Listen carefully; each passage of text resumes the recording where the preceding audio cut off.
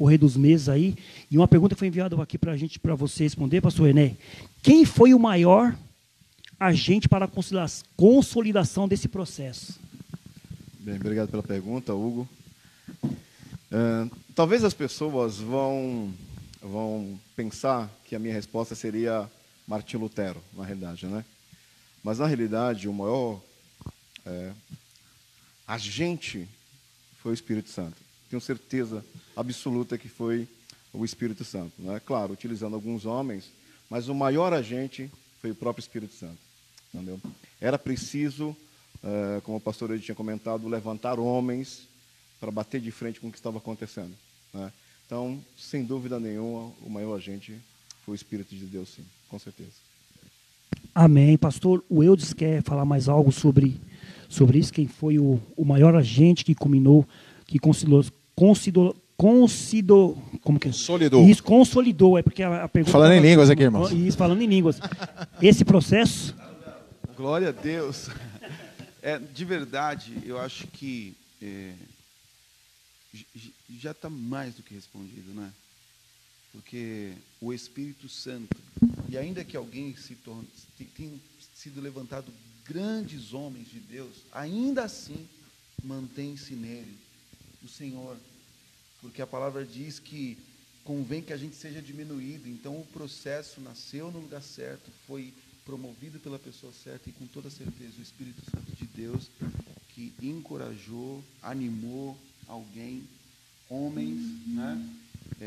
Uma geração realmente que foi extremamente usada pelo Senhor para tirar essa trava, né?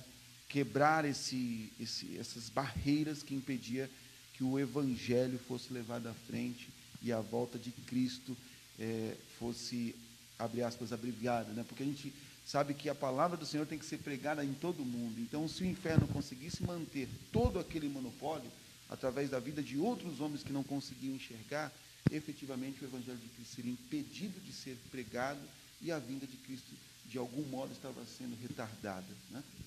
Então, por mais que muitos homens foram usados para começar esse processo, mas sem a vinda do Espírito Santo, sem a orientação do Espírito Santo, isso não teria acontecido, não é isso, pastor Davi?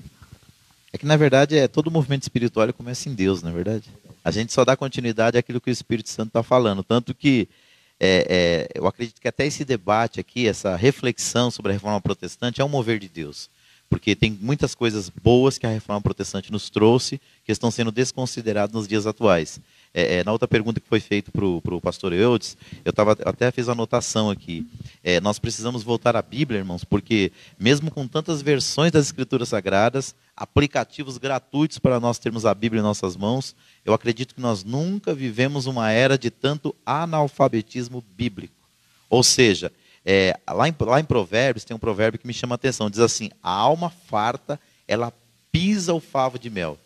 Para a alma sedenta, até o amargo é doce. Então nós estamos vivendo uma época com relação às Escrituras que existe uma fartura. Existe uma fartura.